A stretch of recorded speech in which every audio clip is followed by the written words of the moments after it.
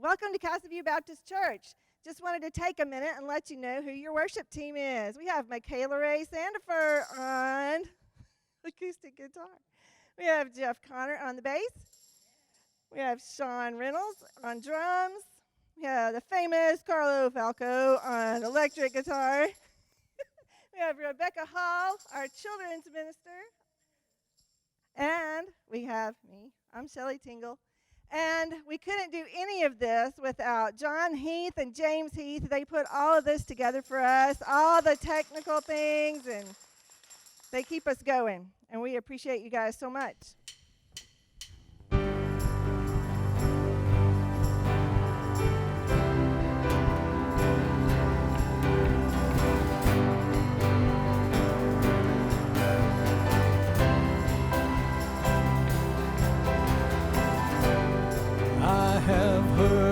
Sound coming on the wind, changing hearts and minds, healing brokenness. I feel a generation breaking through despair. I hear a generation full of faith declare. Our song it will be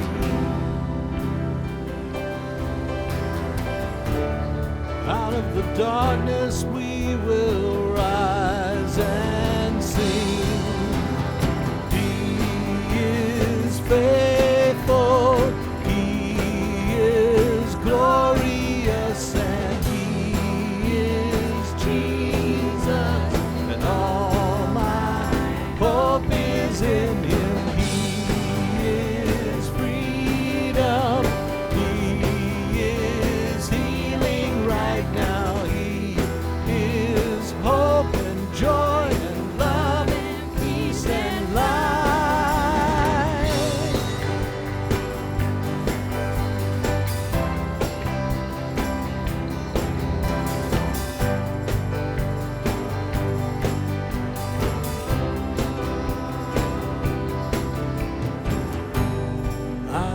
Seen a light like the break of dawn, giving blind men sight, letting lame men walk. I see a generation with resurrection life. We are a generation filled with the power of Christ. And our song, it will be out of the darkness we will rise and sing. He is faithful, He is glorious, and He is Jesus, and all my hope is in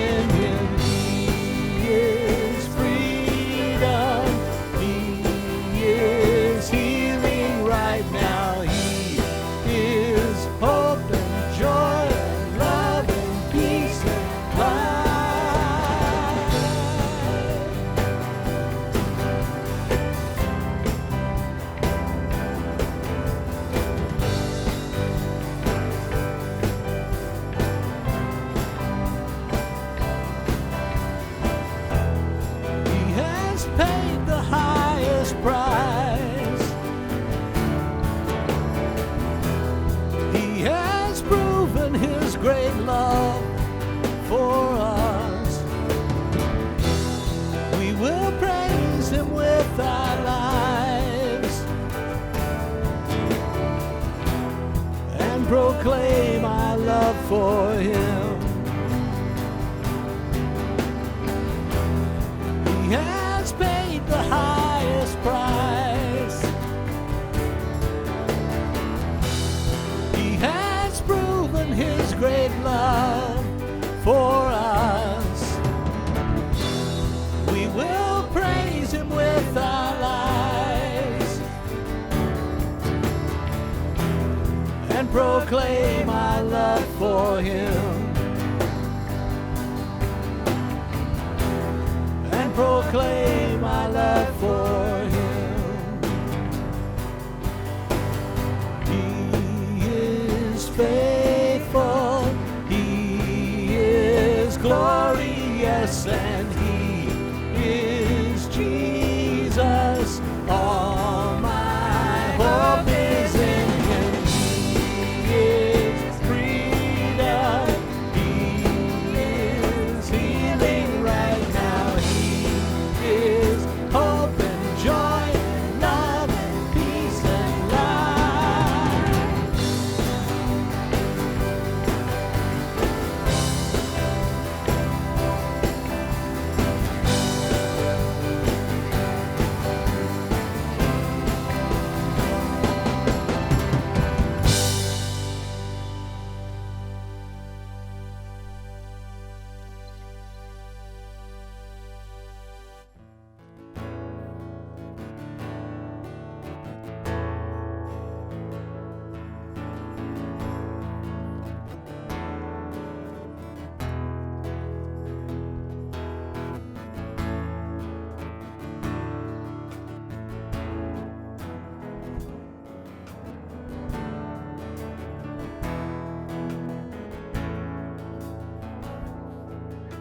For God so loved the world that he gave his only Son.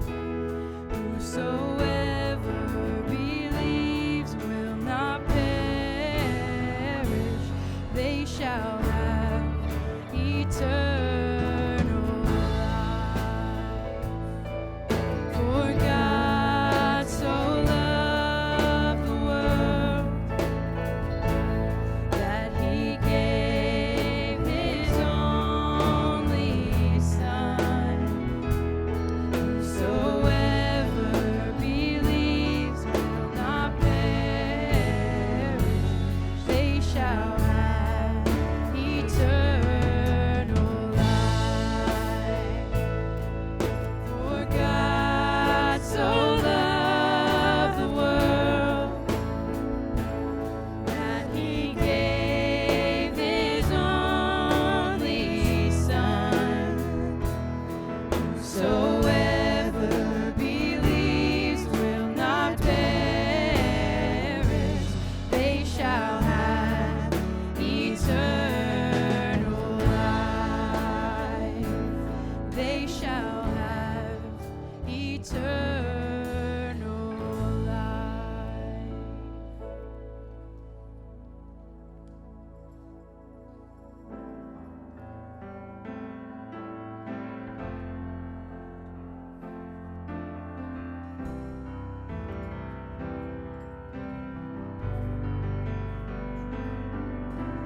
Peace, bring it all to peace. The storm surrounding me, let it break at your name still. Call the sea to still, the rage in me to still every wave at your name. Jesus, Jesus, you make the darkness tremble. Jesus, Jesus, you silence fear. Jesus, Jesus, you make the darkness tremble. Jesus, Jesus.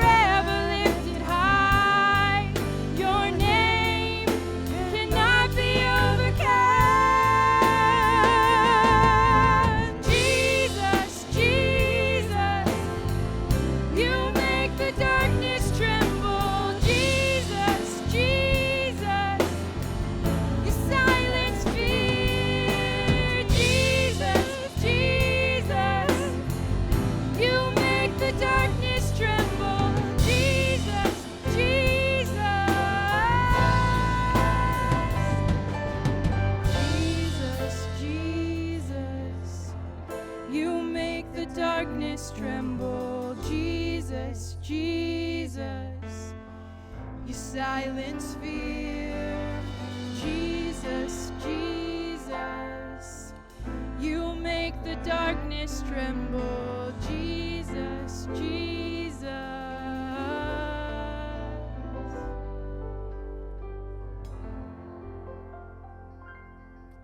Well, guys, I want to welcome you this morning to Casaview Baptist Church, live on Facebook and YouTube. I want to thank James and John for doing the sound and videoing all that we're doing. This is being done Thursday night, so it can be played on Sunday morning.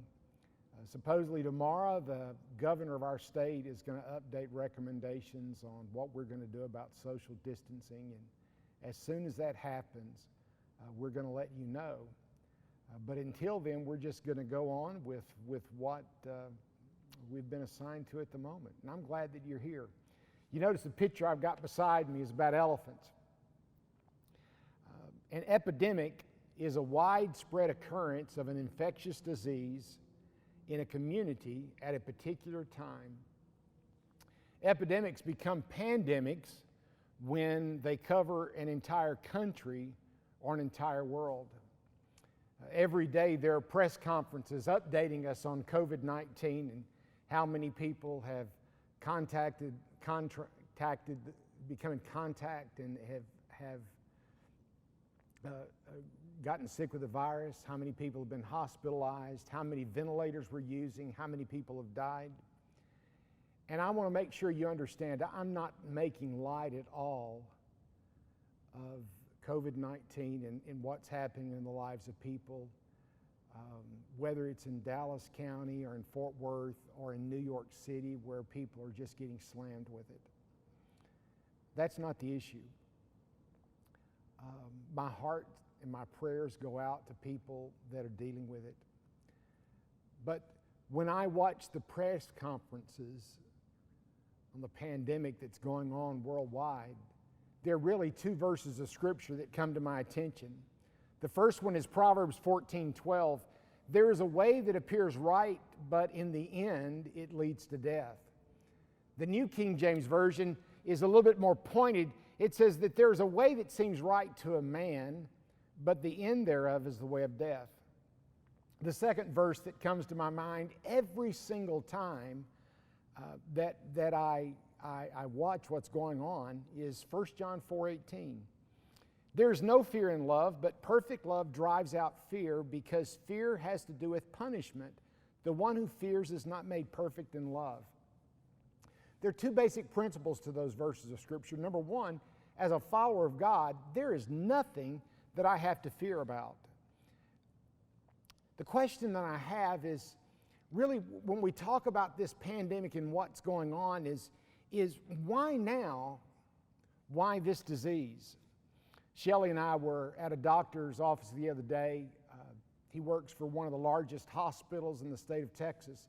He deals with infectious diseases, and I asked him the question, why is COVID-19 so difficult to deal with? And his response was startling. He said the biggest problem with COVID-19 is the fear that people have because of it. It's something new. It's something that we've not faced yet. He said, but preacher, did you know that more people died last year of pneumonia? More people contracted pneumonia than COVID-19. Matter of fact, last flu season, more people died of the flu than have died of COVID-19 so far this year. The second elephant really is, or the second question I have is why all the panic? I really have struggled with the idea of why is it that an upper respiratory infection causes people to go out to the grocery store and buy all the toilet paper they can find that has nothing to do with your respiratory system. So the question you might have is what does Proverbs 14:12 and 1 John 4:18 have to do with the questions? Well, 1 John 4:18 deals with the question of why panic now? Why panic about this verse? Why are we so afraid? The truth about it is, according to the Centers for Disease Control, United States government, said that there were almost 740,000 people hospitalized last year for the flu. 24,000 to 64,000 died of the flu. As I began to study the website, I was wondering, well, that's as many this year with COVID-19 as last year, and their number is even up to 64,000. Why? Well, you see, they're trying to figure out why, if it's all just because of the flu or because of the flu and other issues. If the flu and pneumonia have killed more people last year than COVID-19 has this year by multiples, why are we afraid? Why fear this and not some of the other ongoing pandemics? You see, the truth about it is, the elephant in the room is that there are some pandemics that are killing people by orders of magnitude more than COVID-19. Did you know that, according to the World Health Organization, that 12,795 people die every day because they don't have enough to eat?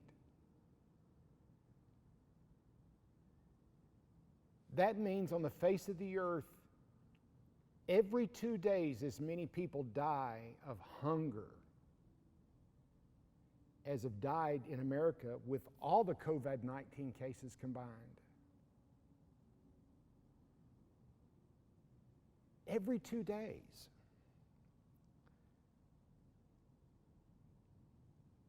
If you multiply that out, that's 4,670,175 people, 4,600,000+. That's 38 times the global death rate of COVID-19. 38 times. As I talked to my wife about this, she said, "Honey, you need to make sure that people that you don't sound angry."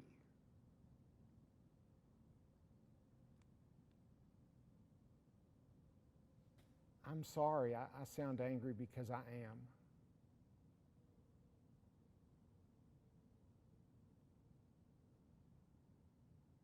How can you think of 12,000 people dying every day because they don't have something to eat and not be angry?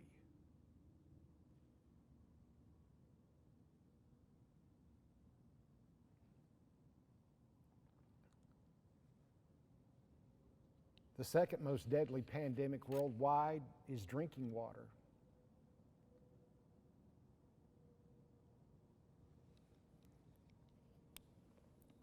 $240,784 people died last year. 240,784 people died last year because they didn't have something to eat or drink, excuse me.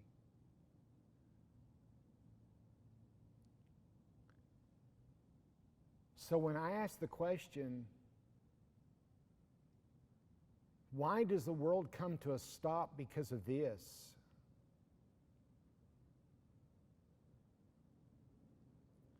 And I look at those numbers,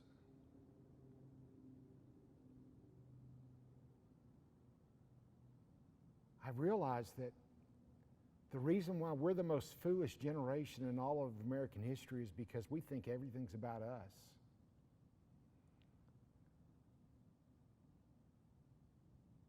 I asked my staff the other day, why doesn't it bother us that hundreds of thousands of people are dying because of food and water? And it doesn't bother us.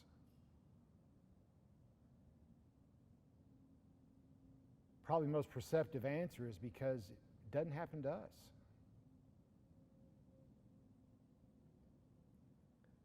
As long as I don't have to see somebody starving to death or somebody thirsting to death, it doesn't bother me. Yet facts are facts. 2 elephants. How about a third elephant? In the promo piece that I shared with you about this morning, alcohol abuse. 10,459 people died last year from traffic accidents that were DUI related. And according to officials that know, the majority of those are not the person that was drunk while driving. The majority of those are actually the people that weren't drinking. The reason I asked an officer, a state trooper, I said, why? Why is it usually the non-drunk that gets hurt and the drunk that doesn't get hurt? He said, because the drunk is too stupid to realize they need to tense up before they have an accident. 22,246 died because their liver basically just rotted because of alcohol. 35,823 died because of other alcohol problems caused them. That's 68,566. Almost 3 times the number of people died because they drank themselves to death. You say, well, Carl, that's their choice. Is it their kid's choice? Is it the child in the back seat of the mother's car's choice that some person without any common sense drove while drinking and killed them?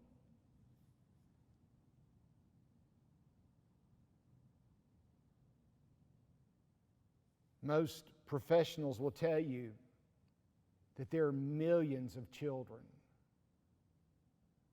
who face abuse and difficulty at home because of a mom or dad that has an alcohol problem.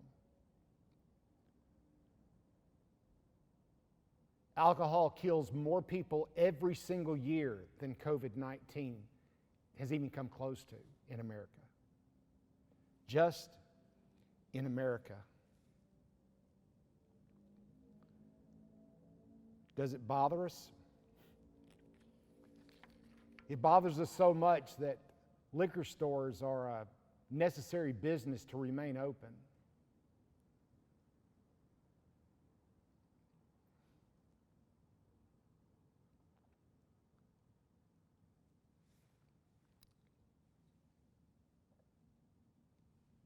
According to the World Health Organization, another pandemic is sexually transmitted diseases. In 2019, according to the World Health Organization, 3,711,872 people died because of sexually transmitted diseases. 3,711,000. Compare that to the 200,000 with the coronavirus. What's the difference? Globally, we spent over $1 trillion on alcohol last year. We made money off of it. We celebrated. Alcoholic consumption and commercials provide financing for most of our sports teams that we cheer for and we root for. In my house, I have an antique Smith & Wesson pistol. It's a 6-cylinder. It's a 1945 military issue. What would you think about if I picked up that pistol and I put one bullet in the chamber and I spun the chamber and then I put it to my head and I pulled the trigger? I mean, I've got a 1 in 6 chance that it's not going to hurt me. That's pretty good odds, right?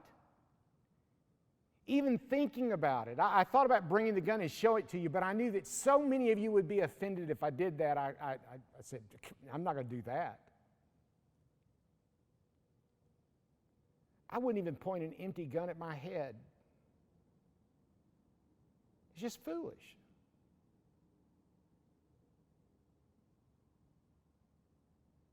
Scientifically, it's a proven fact that just over 1 in 6 people that socially drink become an alcoholic and begins to control their life. 1 in 6. For 1 out of every 6, it's going to destroy your family. It's going to hurt your kids. Instead of providing milk for your kids, it's going to provide you something to drink. It's going to cost you your job. It's going to cost you your wife. 1 in 6. But yet for that elephant, you've got to keep those businesses open. You can't go get your teeth cleaned. But we've got to make sure people can get their six-pack. When you think about sexually transmitted diseases, of 3,711,000 plus people died because of that. Here in America, what do? What do we do? What do we do here in America, knowing that in our county, Dallas County, that over 60% of the girls that graduate from high school have a sexually transmitted disease, according to the CDC? What do?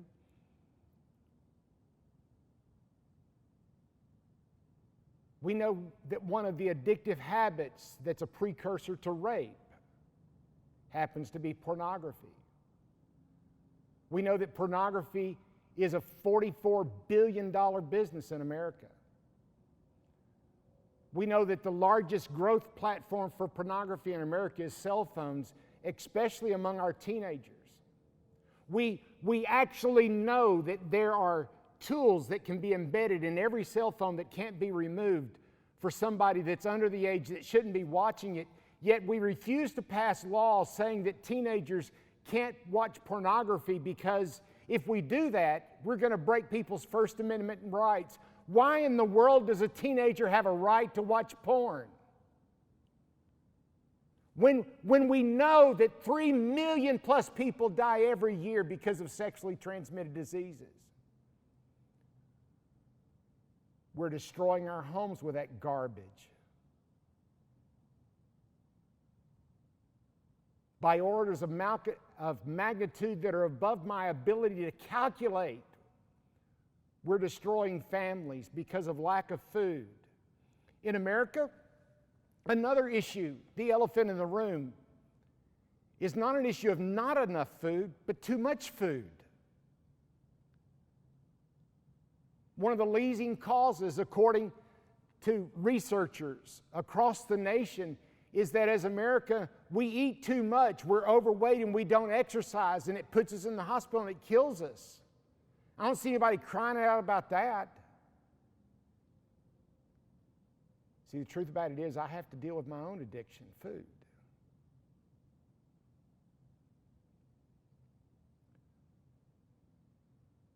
Why are we so afraid of COVID-19 when factually we know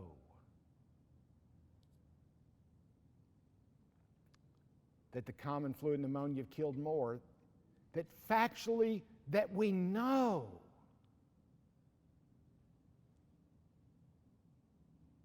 that sex outside of marriage, that alcohol, by orders of magnitude kills more.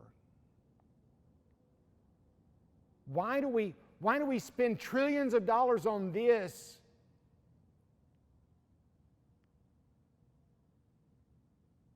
when 24,000 plus are dying every day because they don't have something to eat?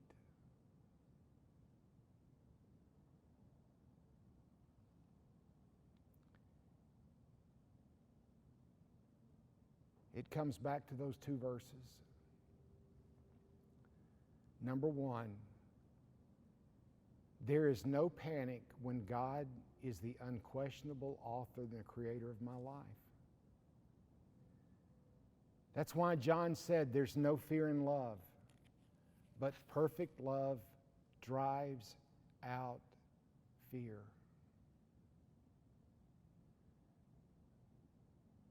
I don't have to be afraid of COVID-19 or obesity or a lack of food or sexually transmitted diseases or the regular pneumonia or the regular flu or H1N1 or any other things that have gone around are going to come out. Why? Because God has a destiny and a plan for my life.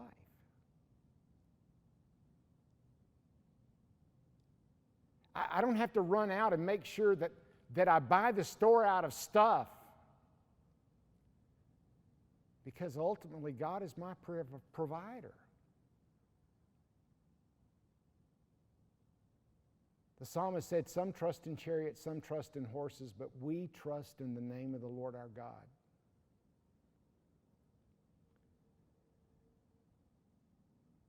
Sunday, when I leave the house, am I going to wear a mask into a store? Yeah, I am. I'm not going to wear it because I'm afraid. I'm going to wear it because the God that created me and designed me said that if I would do things His way, that He would always take care of me.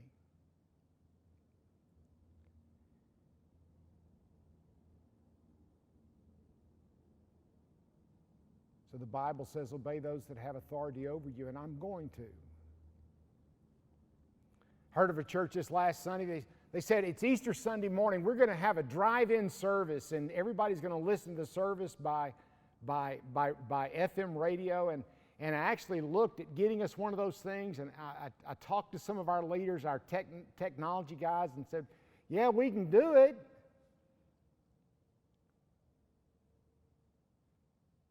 But I thought, oh, Lord, help me. How foolish would I ever be to knowingly break the law? I can still worship on Sunday.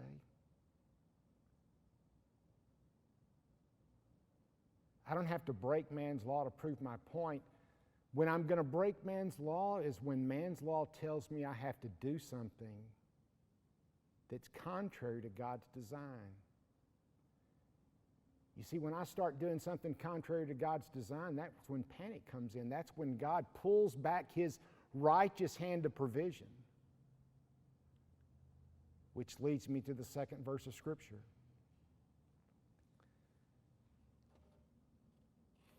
There's a way that appears right to a man, but the end thereof is death.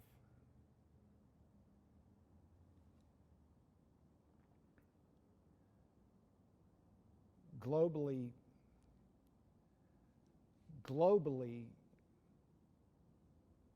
mankind spent $1,344 billion to buy alcohol.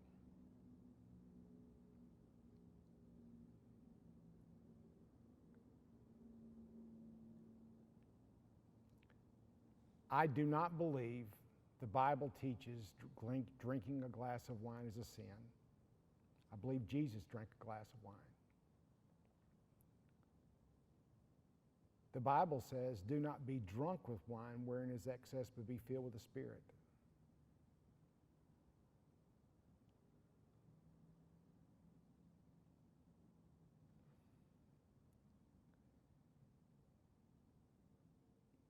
You see, the problem with alcohol, the problem with sex, the problem with food, even the problem with COVID-19,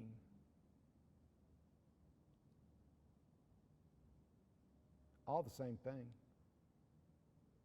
You say, well, Carl, what does the spread of COVID-19 have to do with hundreds of thousands of people dying every year because of alcoholism? You ready? The Bible, from the very beginning of time, God taught us to be clean, to wash your hands, to be safe in the way that you prepare food, safe in the way you interact with people. I never growing up did I ever think that one of the first things that the President of the United States would have to do is come on TV and tell people, by the way, you need to start washing your hands multiple times a day. Seems like it's common sense.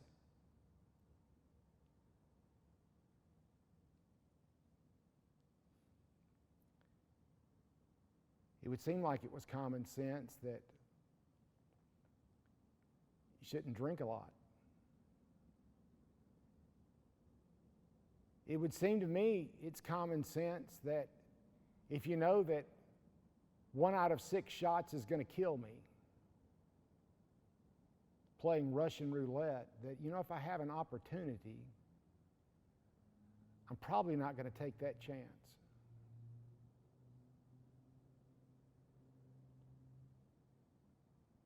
That's why I tell people don't drink.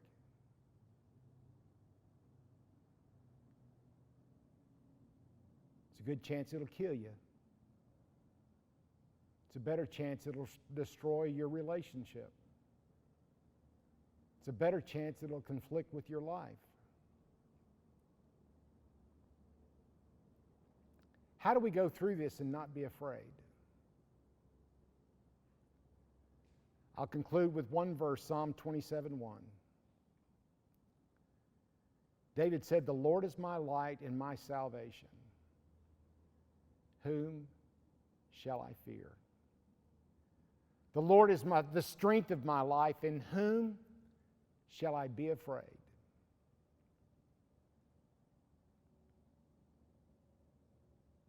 I'd like to offer you a couple of challenges before I let you go.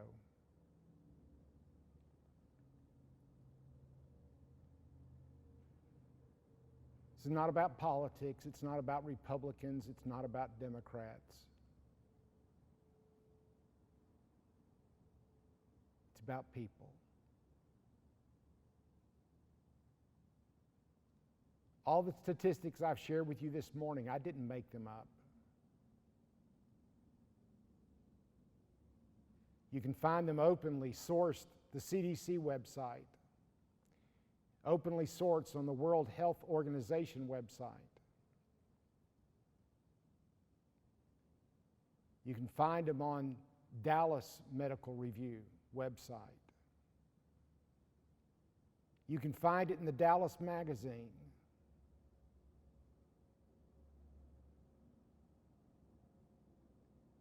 What does it say about our country?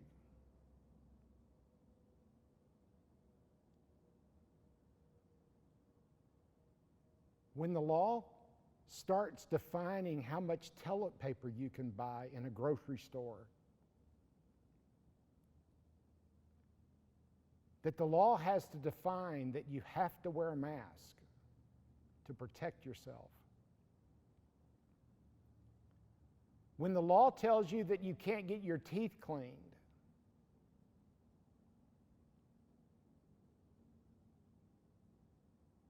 but liquor stores and abortion clinics are necessary businesses. What does it tell you when the law says that children have to have access to pornography? You know, you're going to say, no, it doesn't say that. If you refuse to pass laws that require cell phones to be protected, to protect underage children from looking at pornography because of constitutional rights, isn't that what you're doing?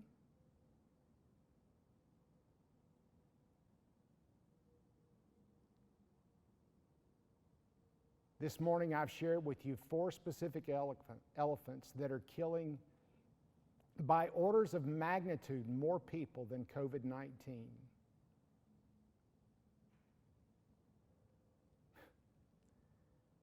Has come close to killing.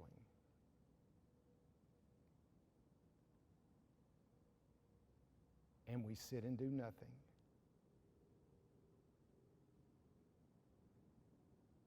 Then I ask you, are you and I the elephant in the room?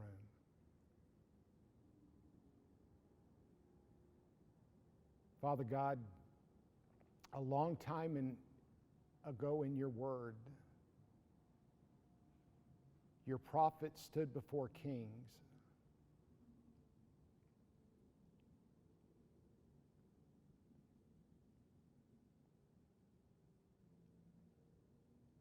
Father, I've mentioned Judge Jenkins several times today. Father, I pray for him.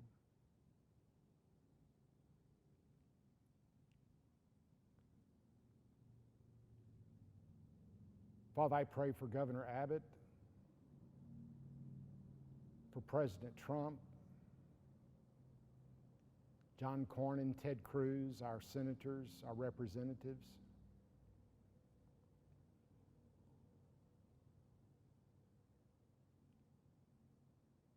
But Father, my heart is breaking because the thought that I cannot get out of my mind is, why now? Why this?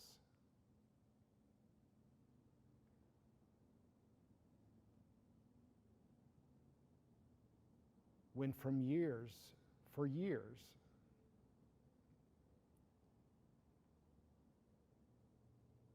we've known about the yellow elephants.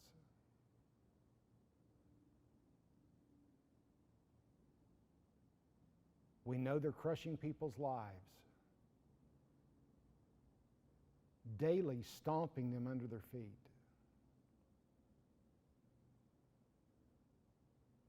And we turn a blind eye.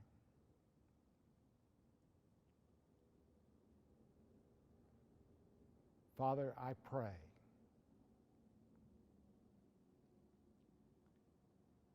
that at some point in time, when historians look back, that they will not look at us as a generation of fools who forgot that a sovereign God made our country possible, that a sovereign God set things in place so that we could be a city on a hill in the light and darkness.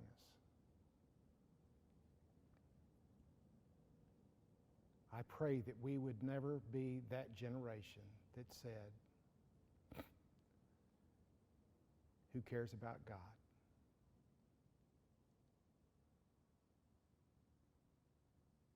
Father, I pray that we would rise up